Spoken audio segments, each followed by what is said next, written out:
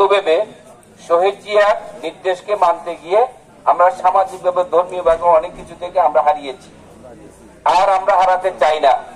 আগামীতে অন্তত এই সন্দ্বীপে আমাদের ওলামা দল থেকে মসজিদের ইমাম হবে, মুয়াজ্জিম হবে, আমাদের মুক্তবে সঠিক শিক্ষা দিয়ে আমাদের সন্তানকে যাতে আমরা সঠিক সন্তান হিসেবে, মানবিক মানুষ হিসেবে, ইসলামী চিন্তাধারায় প্রকৃতভাবে গড়ে তুলতে পারে, সেজন্য ওলামা দলকে সর্বাগ্রে কাজ নিয়ে দায়িত্ব নিতে হবে। আপনারা রাজি আছেন? পাশাপাশি এই ওলামা দলকে আরেকটি কাজ এই মুহূর্তে করা দরকার, যারা আজকে ধর্মের নামে বিভ্রান্তি ছড়াচ্ছে, আপনারা কি এটার উত্তরণ চান?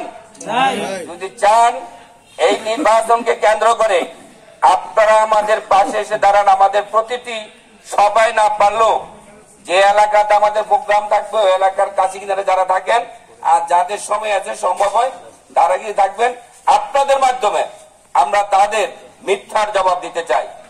দেবেন কিনা? ইনশাল্লাহ।